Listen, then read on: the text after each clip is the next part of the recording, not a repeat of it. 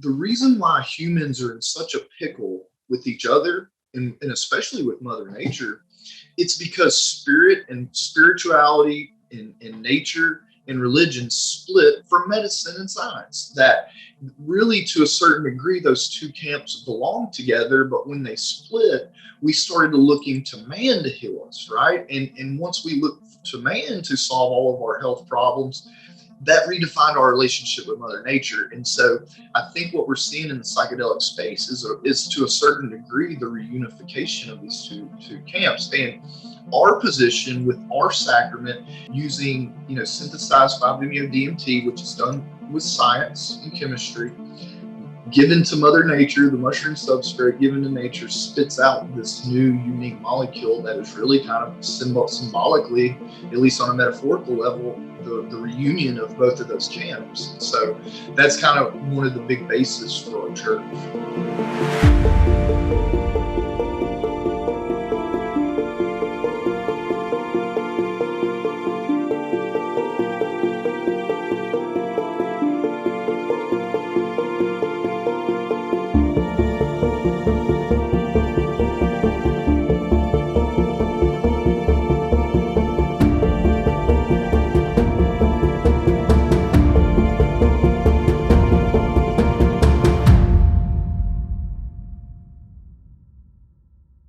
Hi, everyone. Welcome to another episode of the Psychedelic Conversations podcast. I have with me Greg Lake.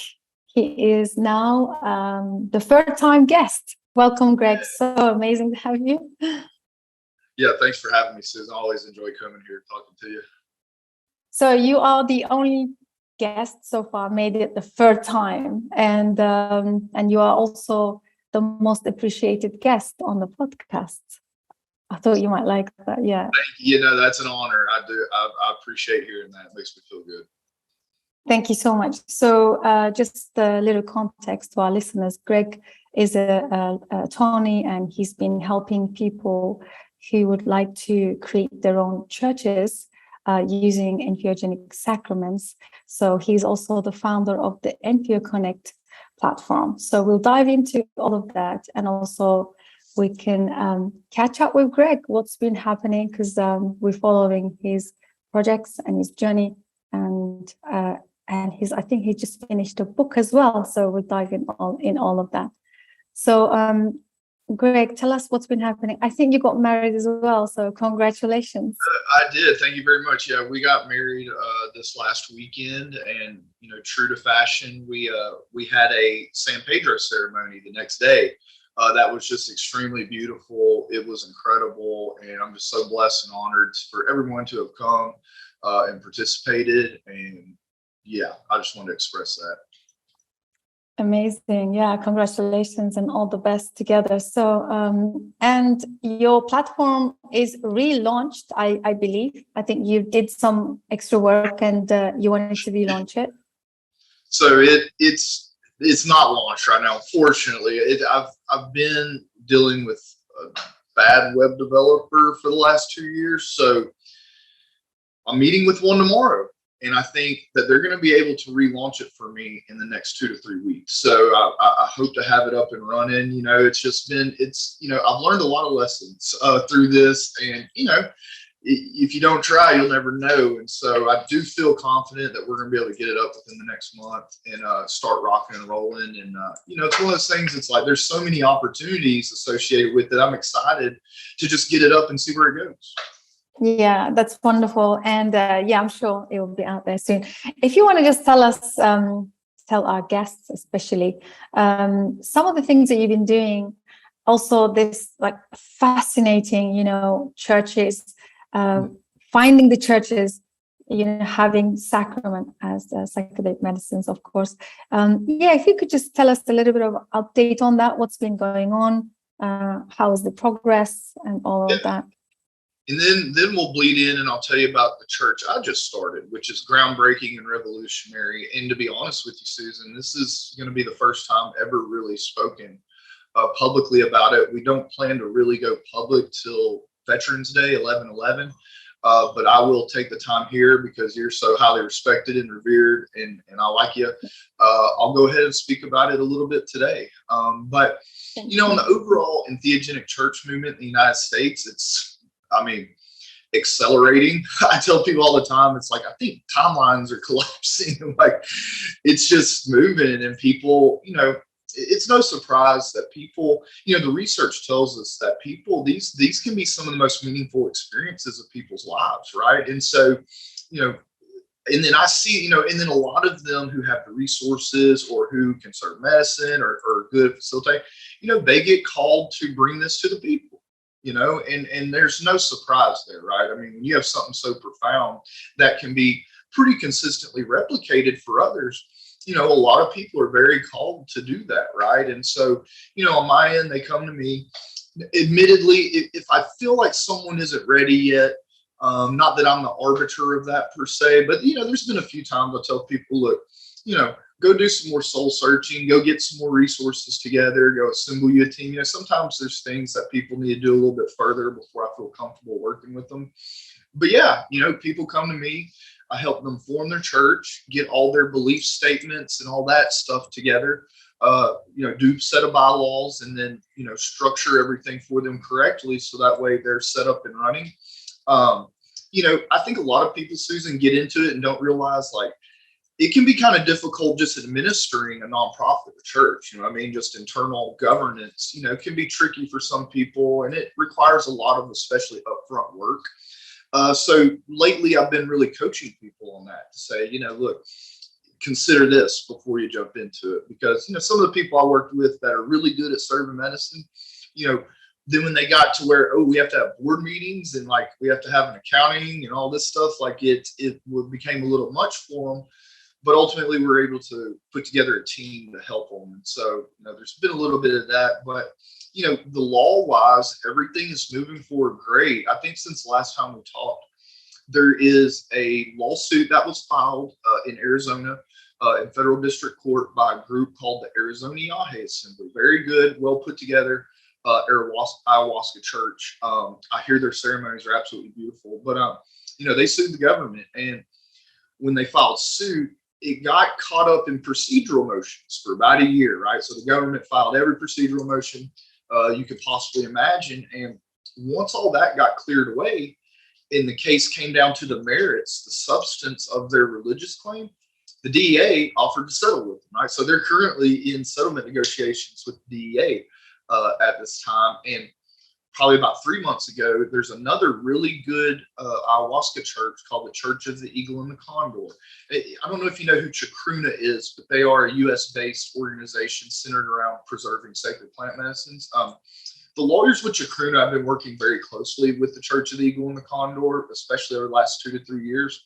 So I say that to say that I think they're also going to have a favorable outcome in their case too. So, you know, in that instance, we have 2 more pro and entheogen-based religion. You know, granted, it's all been ayahuasca at this point, but I think it signals a real shift in the government's attitude towards these things. And, you know, one other thing is that recently, in 2 different instances, the DEA backed off trying to emergency schedule novel tryptamines, right, that people were doing legitimate research with. And so, you know, they filed saying, hey, we're going to try to schedule this. And then, you know, some of these companies who are doing legitimate research actually hired some top gun lawyers to lodge an objection, and the DEA backed off. So I think it really signals, especially on the part of the DEA, they realize that this movement is moving. Legitimate research and use is being done, even if it's spiritual, religious. You know, this isn't like a real party thing anymore. And honestly, I see less and less people even considering recreational use, right? And you know, in the context, you gotta wonder, what is recreational use with psychedelics? I mean, if you can take it and have a religious experience, whether you're intending to or not, I mean, where's that line, right? But I do think that the government is signaling a shift, right? And then also we have state laws that are pro psychedelic research. We possibly could have some full statewide decriminalization occurring. Obviously, Oregon legalized psilocybin for therapeutic purposes. And so, and I talked to people from the cannabis movement, and they said this is moving a lot quicker than when cannabis came through, and probably a lot of that is people's attitudes towards cannabis are changing, and then coincidentally also they're like, okay, well, those psychedelics aren't that bad either, but it's moving along just fine. I mean, I anticipate in the next 5 to 10 years, these conversations about the legal nuances of the churches will probably be, for the most part, irrelevant, because it'll probably generally accepted in the court system that these are legitimate religious practices and worthy of protection if people are being safe and not distributing any scheduled substances outside of the ceremonial context. So yeah, that's where we're at. And and I guess I'll bleed in a second. If you want to ask anything, I'll talk about the church that we created, because we were able to produce a brand new psychedelic naturally. Wow. Oh my God, what is it? And if you could tell us a bit more about that. Okay, yeah, so it's called the Church of Psilomethoxin. So silo, like the first part of psilocybin, and then methoxin. And what it is 4-hydroxylated 5-MeO-DMT. How do we produce it? So this substance was first produced, and the only time it's been produced until modern times was it was synthesized in 1965. Okay, and a patent was got on it, but that was the only time this substance has ever manifested, in this physical realm. Well, the patent expired, and my law partner, doing online research and really digging into things, found an article from Alexander Shulgin that said that he believed that if you gave 5-MeO-DMT freebase, the synthetic salt, to a substrate, mushroom substrate, psilocybin mushroom substrate, that it would take the 5-MeO and synthesize it in vitro into psilomethoxin, okay, which again is 4-hydroxylated 5-MeO-DMT. So through doing little skunkworks projects, we were able to confirm that this is real, and we were able to come up with a standard operating procedure to consistently produce it, right? So what it is you feed 5-MeO-DMT to psilocybin mushroom substrates, and it uptakes it, and then biosynthetically produces the psilomethoxin instead of psilocybin or psilocin. So it spits it out into the mushroom fruiting body. It looks like every other mushroom fruiting body. It doesn't bruise blue, but it has psilomethoxin instead of psilocybin or psilocin in it. And so it's very interesting, because this is not a controlled substance. It's not specifically listed on the Controlled Substances Act. So there is an analog act, but in order to really qualify under the analog act, it has to have the same or substantially similar hallucinogenic, which I hate that word, hallucinogenic effects to the parent molecule. So that would be 5-MeO-DMT. And so what this is, it's an orally available but much weaker, longer acting form of 5-MeO-DMT. So, normally if you inhale 5-MeO-DMT, it's a super powerful experience, like 0 to peak within 10 seconds, right? And then, comes back down sharply after 20 minutes. Well, what this does is it just flattens the curve greatly and extends the experience. So it's literally like if you were to take just a real minute pull off 5-MeO and then extend that over 4 or 5 hours. So it doesn't have this same really sharp, I hate the word hallucinogenic, but psychedelic effect as the 5-MeO-DMT. And preliminary reports, we've given it to about 1,000 people so far, and preliminary reports are incredible. There's no real perceptory effects per se, but in my opinion, from my use, I can say that it turns back the RPMs on your default mode network, and it basically puts you in a much more centered and contemplative state of thinking and being. And it's incredible. So yeah, we're bringing it out. Obviously with the work we do, we prefer the church model, because that really is how we engage these sacraments, right? So we rolled out the church. We're accepting members. We are distributing sacrament to members, yeah, we're going to see where it goes. We've put together some incredible integration programs. We're going to do a bi-weekly Sunday service where we have religious experts come and speak, and really just trying to build a kind of a global community with this. And in a way, to be honest with you, we're doing community-based drug development, right? We're basically using the community to help us bring this out in the best way. And with that, we will be integrating a research platform where people will be required to take a survey in between when they get sacrament. So that way we can crunch the numbers and we can really get some answers here without having to spend, $10 million on FDA trial. We're going to do it within our own community. We've had a lot of like really high up medical professionals and researchers who want to get involved. And we are for sure making space for them to get involved in this project, because I think that there's a lot of applications for this, and what those are now, I can't really say, but it's an incredible molecule. And a lot of the 5-MeO-DMT practitioners have been looking for this for a long time, right? Something that they can work with people where it's not, all the way to 7th density consciousness and back. It's actually something much milder where people can kind of slowly process through a lot of the stuff. And so that's kind of what we've come upon. Wow. In a nutshell, this is what you've been working on. And this is the preview of your project that you touched on in the beginning. So the other person that I heard about this, shall I call it medicine? Substance? Yes, it's spiritual, physical, and mental medicine. It's for the whole mind, body, spirit complex. Mm-hmm. Yeah, great.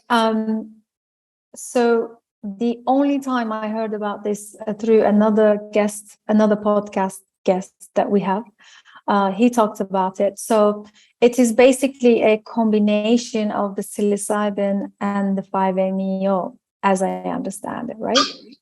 Yeah, I mean, you could say that. It's in my opinion a little more towards the 5-MeO side. Again, there's no real perceptory effects. You don't get like crazy, and especially at the microdose, you don't get any crazy like colors or anything like that. It's literally just like, for me, a really internal experience that where it's like your ego cuts back enough RPMs to where these intrusive thoughts, ruminating thoughts are more or less eliminated.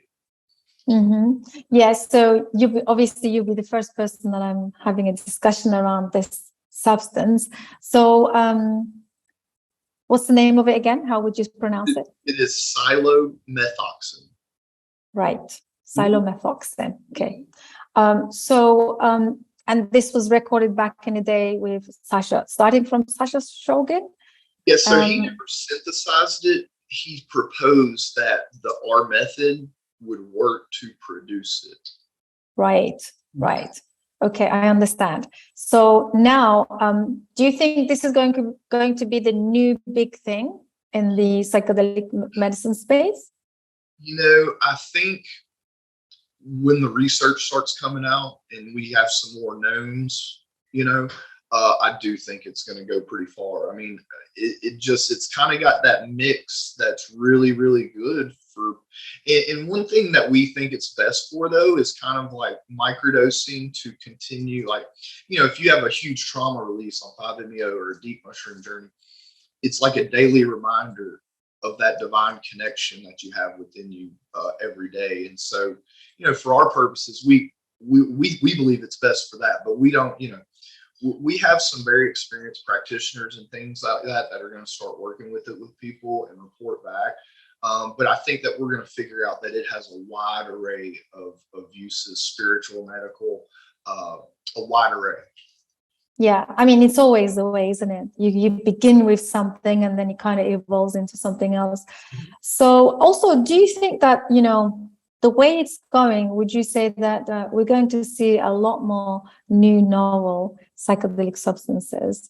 Because the classic psychedelic substances, the medicines, have been around, known, and I feel like we are entering into a space where we're going to see a lot more different novel ones that I know a lot of people are working, especially in the clinical settings. But what's really interesting with you are going to be using, or at least exploring this in a church setting, as a sacrament, as a community setting, which is really intriguing and interesting.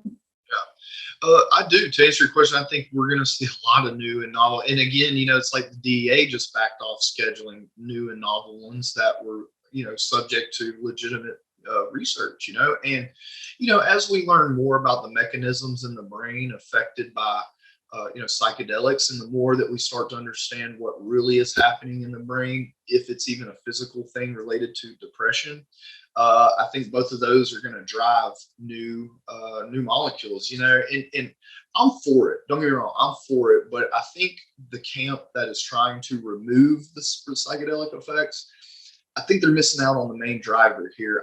In my opinion, it's the nature of the experience that we have, and the insights that we have, and that energy channeling up, to the divine. Like, in my opinion, that's really where the healing qualities of these substances come from. Is there some material changes in the brain? Yeah, we know it causes neuroplasticity. It opens up new channels, all that stuff. Great. But I'm a firm believer that most of the healing comes from the substance of the actual experience, what's experienced during the journey. Yeah, and this is like the forever argument between the two sides of the, is it the church? Is it within the, sort of religious, or at least, church setting or community setting, or is it going to be the clinical setting where people are held by some psychedelic therapist, in a room, and just going through the experience themselves on their own. What are your thoughts on the other side of the use of the substance, where people are being, wearing eye shades and just kind of held in rooms that look more like hospital rooms? Yeah. To be honest with you, Susan, when I first started, I'm very deeply spiritual. This is my religious practice, obviously. So I'm the, and there's a lot of religious practitioners that work one-on-one with people. Don't get me wrong, and that's perfectly fine to me. Here's the deal. People feel comfortable in different settings. There's a whole demographic of people out there, Susan, that will only feel comfortable with a medically credentialed doctor in a room with a code. Everyone deserves to be able to have access to these substances, right? So I definitely agree with it. And it's funny because during an ayahuasca journey one time, it was relayed to me. It was said, Greg, the reason why humans are in such a pickle with each other, and especially with Mother Nature, it's because spirit and spirituality and nature and religion split from medicine and science. That really, to a certain degree, those two camps belong together. But when they split, we started looking to man to heal us, right? And once we looked to man to solve all of our health problems, that redefined our relationship with Mother Nature. And so I think what we're seeing in the psychedelic space is to a certain degree the reunification of these two camps. And our position with our sacrament is that it's a physical representation of this, that basically using synthesized 5-MeO-DMT, which is done with science and chemistry, given to Mother Nature, the mushroom substrate given to nature spits out this new unique molecule that is really kind of symbolically, at least on a metaphorical level, the reunion of both of those camps. And so that's kind of one of the big bases for our church. Yeah. No, that's wonderful. I do believe that people have different needs, and I do believe that the church setting, or the community setting at least, will be super healing, medicine in itself. Again, another guest of ours, I think he has a saying that integration is the community. I love that. I love that when you think of the community and the support system, the ecosystem, it's part of the integration. Absolutely. So I think I said this last podcast, it's like, I know so many people have gone to some of these churches I've set up, and really it's like the community gives just as much, if not more, healing value than the actual sacraments themselves. People are really thirsty for connection. And, I made an observation the other day, like, and this is why these entheogen-based religious practices are religious. It's like this. It's like, okay, Christians go to church on Sunday, and this is not saying anything bad about Christians. I'm just making a comparison, but it's like Christians go to church on Sunday. The pastor reads from the Bible, which 9 times out of 10 is really just an account of a mystical experience, right? And the preacher says, okay, let's make sense of this to your life. Here's how this means that you need to try to act today.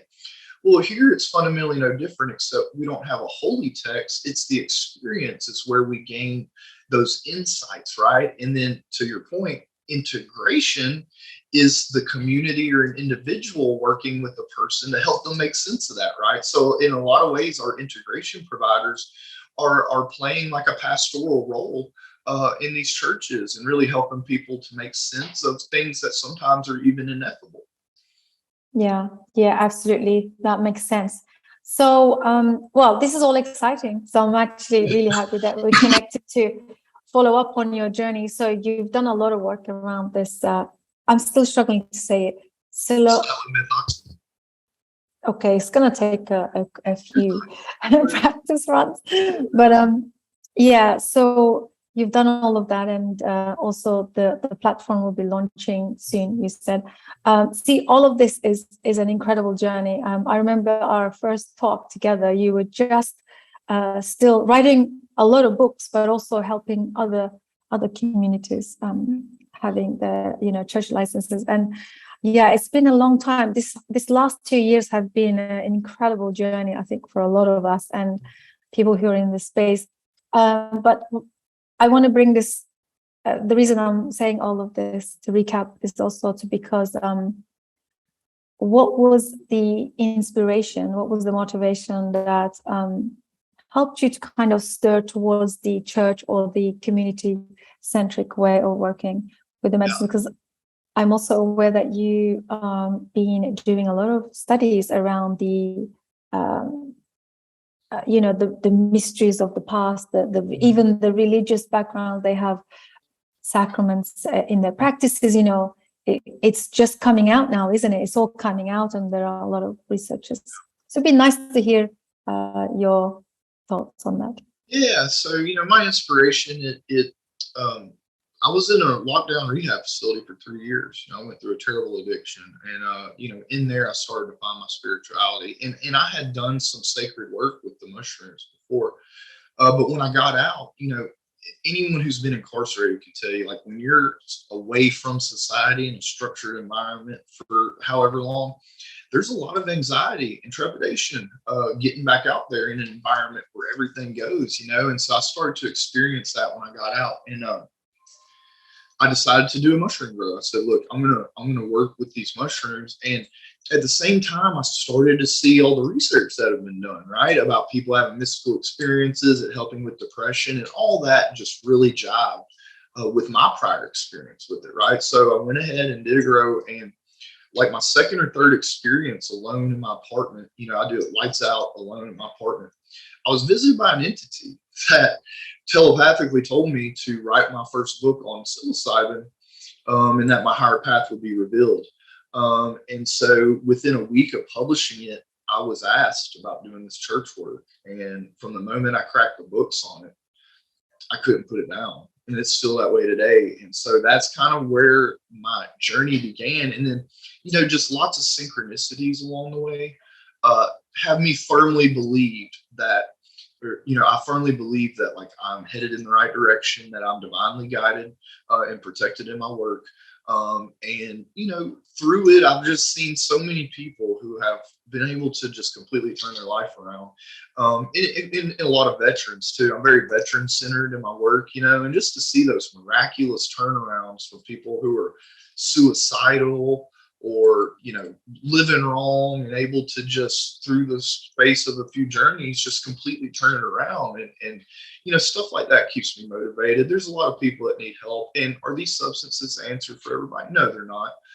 But I do believe firmly that the people who are called and that they are meant for will be drawn to and will find them. And I try to help make that a possibility.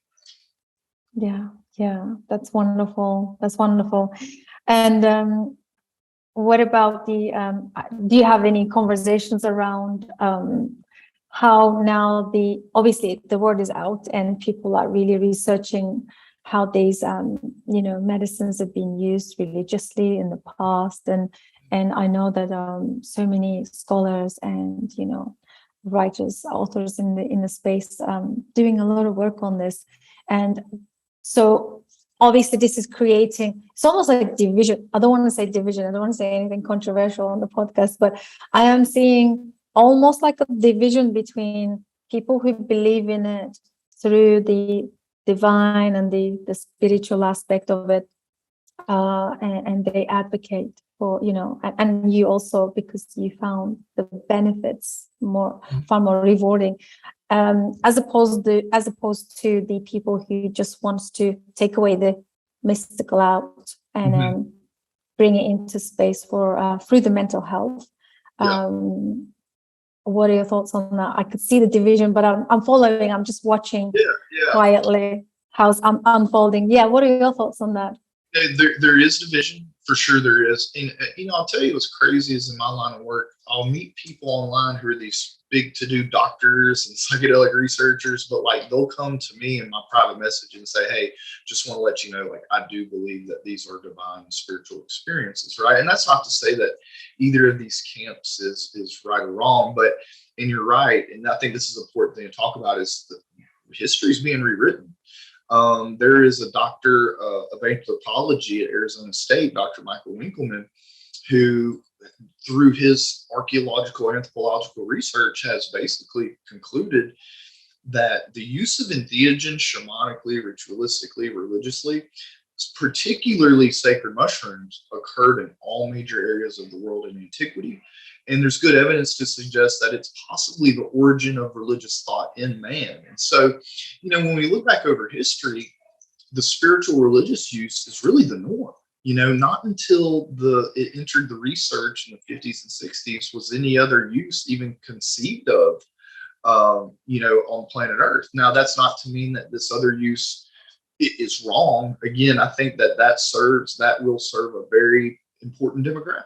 Right. And again, those people deserve to have access to. But, for a lot of people, the nature of the experience screams spiritual, divine, connection. And so, not to say those people are right or wrong. That's what I agree with.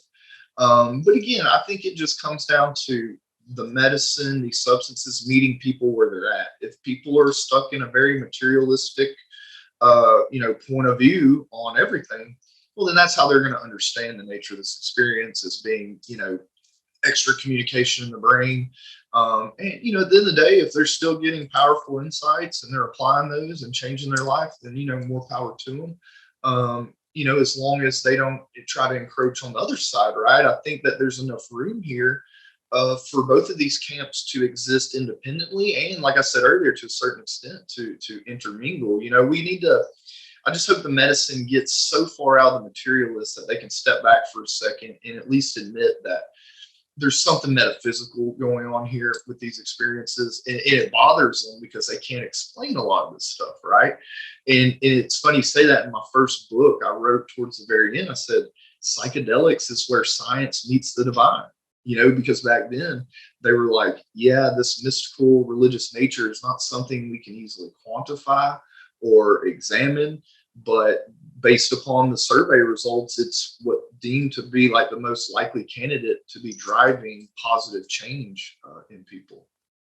Yeah, that's really interesting. I was listening to Stan Gross, one of his lectures around the same topic, and he said clearly that it's about time.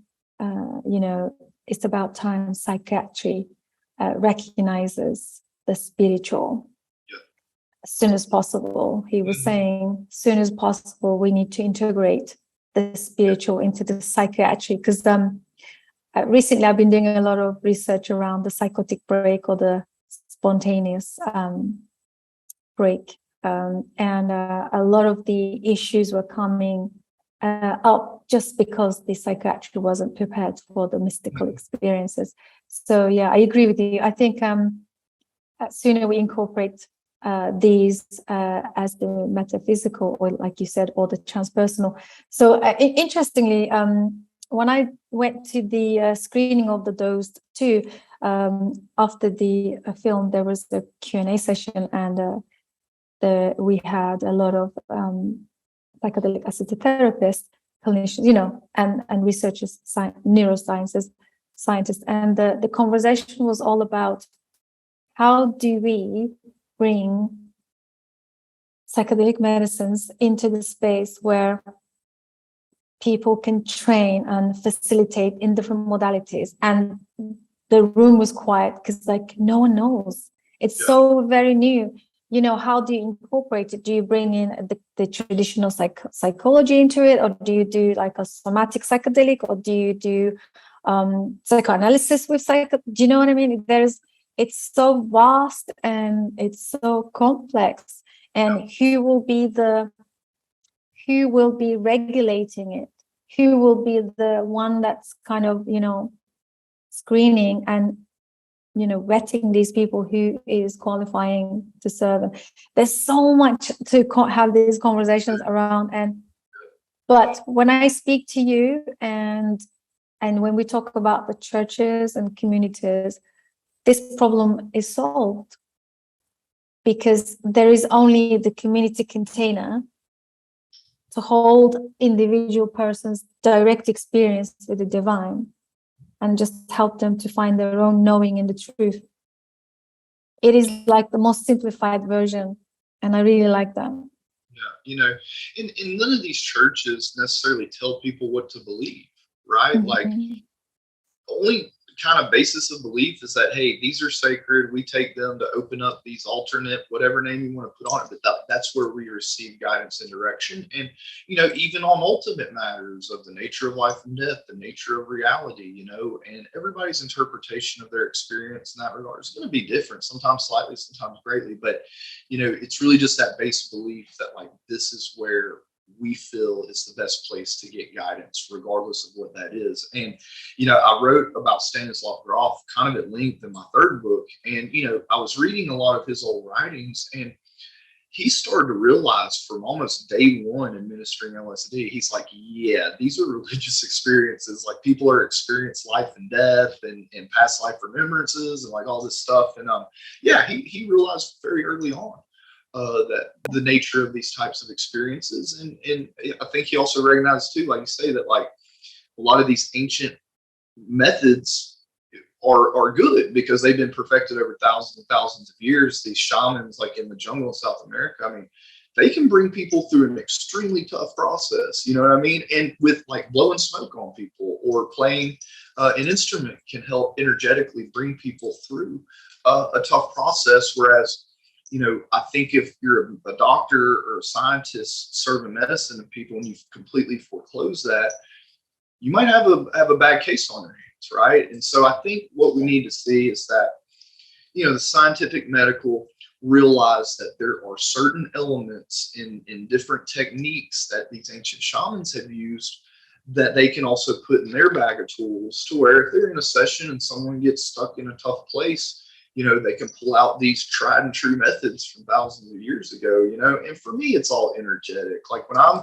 in the medicine, like the energetics of everything opens up. And I realize that like getting stuck in a process is just energy that needs to be, you know, moved around. And there's, you know, usually I'll just stand up and move around. But, you know, for me, it's always been understanding it in terms of energy has helped me personally.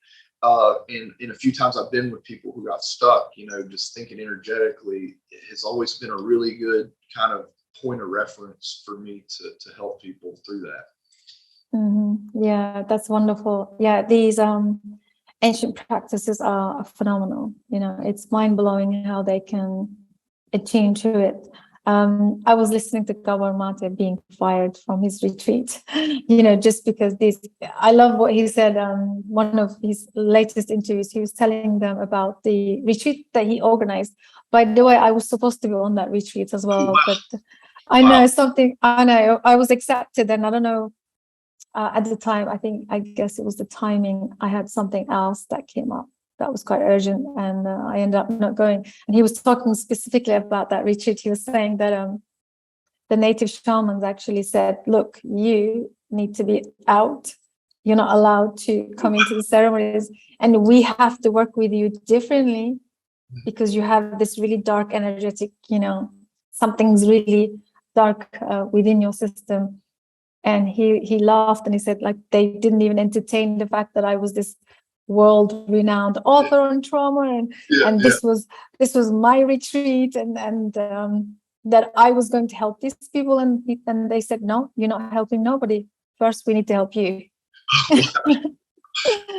Yeah. Yeah, those people are trained to see and sense that stuff. And, again, Mhm. there's this whole metaphysical aspect of all of reality, right? And, these people, and especially in the jungle that have been sort of missing, like they're tapped into that. And Yeah, totally.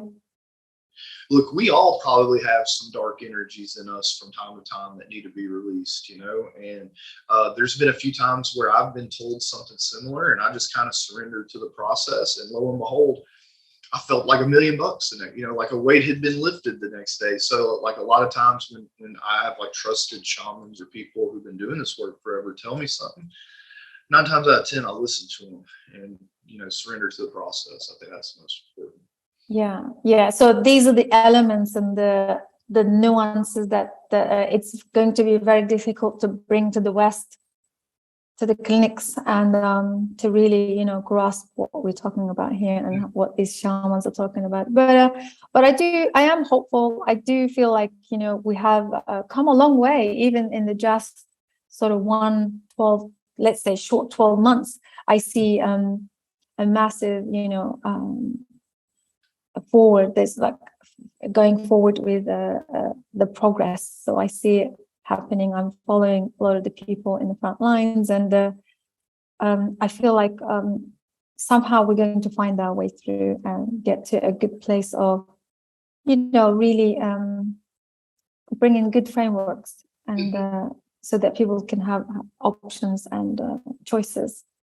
Yeah, I agree. And, it seems like things are even moving over there in Great Britain, in England. Yeah. Mm-hmm. As far as people's views, and maybe we see some law changes. Yeah, exactly. So I think so. We have over here, we have the petition now. So there is a psilocybin access rights petition is going on.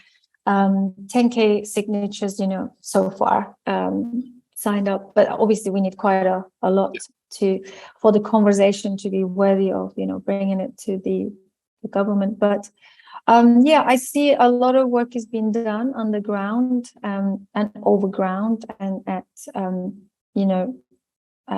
researchers in universities. So it's looking great so far. So I'm really hopeful. But I think regardless of what's going on right now, especially, whatever happening with the legal system, I think US is putting so much energy, so much, you guys doing the groundwork like no one is doing right now. And that's beautiful to see. So just want to also thank you guys for doing so much of the work.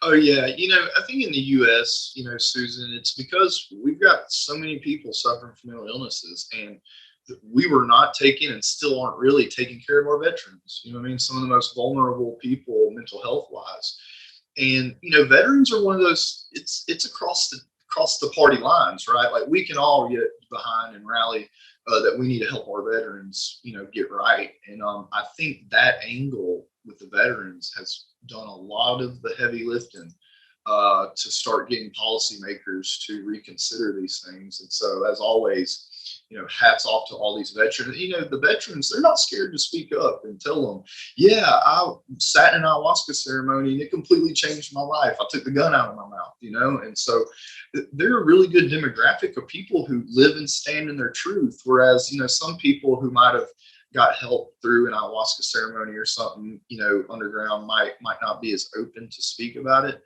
I find the veterans are, and they will go to the state house and let those people know too. And so just great demographic. And I was talking to, I think, the British Transpersonal Society, maybe about 2 or 3 months ago. I just did a talk with them, and they were asking me pointers on, what can we do to try to like boost our political sway. And my suggestion was get with the veterans, get with the veterans and get them on your side. And I think you'll start to see things move a little bit quicker. Yeah. Veterans, they play a big role, I think, in this kind of bringing in and also moving forward in decriminalization, at least. Yeah. Also, I think Rick Doblin was saying something around, how they put all the effort. I can't remember what conversation I was listening, but they saying that he is one of those unsung heroes where everything he did so far, it was so strategic and so precise and really sophisticated. And single-handedly, he had this vision of how to have that conversation with FDA, and he's done the foundational groundwork up until to the moment of his first research. And there are lots of people in the UK interested in this model now, to bring it over and replicate, and to really to move things forward. But of course, as our listeners, I know this is a psychedelic conversation podcast, but at the same time, we do recognize that it's not for everyone, and that's why I'm all for having different modalities and different frameworks, churches, single work or one-on-one therapy, in all kinds of way that people can benefit from. That I'm more about having more choices than just having that one-sided of taking a side or anything like that. So yeah.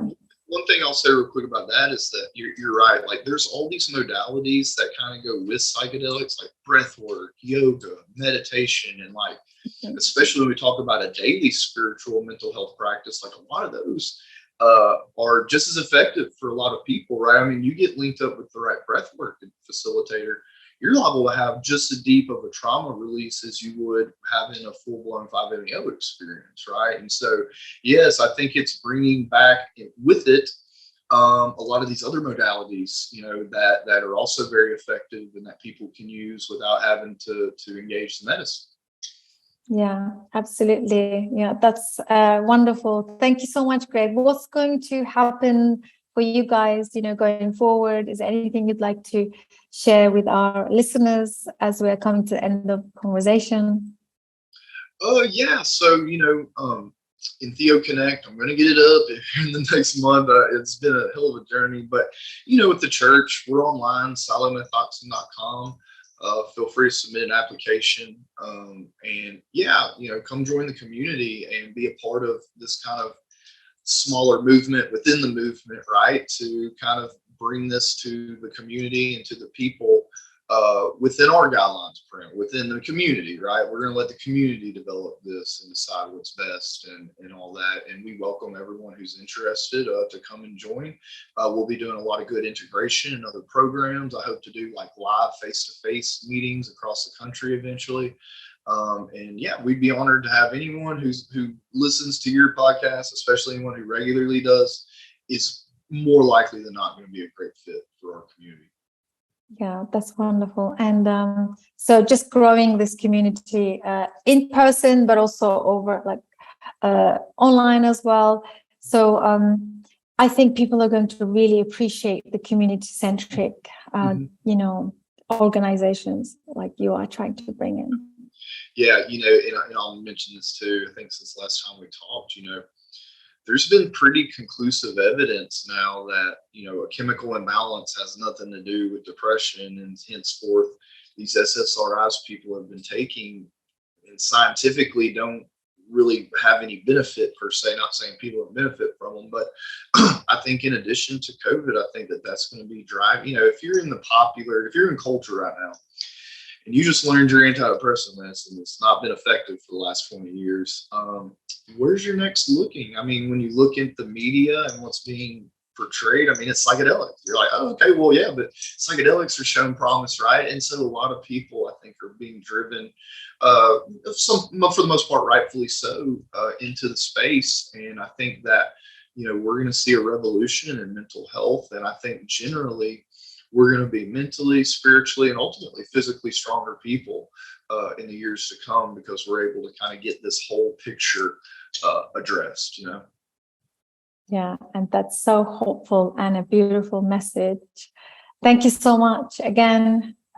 Once again, it was a pleasure having you and updating and following everything that you've been doing. So look forward to having another conversation. Yeah, thank very you. Soon. I'll keep you up to breast as my stuff develops, and hopefully we'll find the stars will align again, and we can come back. Yeah, absolutely. And what would you say, lastly, as your last words of wisdom to our listeners? I just want to tell everybody I love them unconditionally. love other people. Every day, just wake up and realize and see you and everybody else. And I think life will start getting better. And that's the best message ever. Thank you. It's been wonderful again to share this space and just kind of have a review what's going on, and talking about the latest, and also seeing your work flourish. Thank you everybody for joining us. If you have any questions, please do comment in the below. Maybe share something you're inspired to share, and get in touch. Myself and Greg, we will have all of his links and contact details in the show notes, so you can always get in touch. And until next time, see you soon. Bye for now.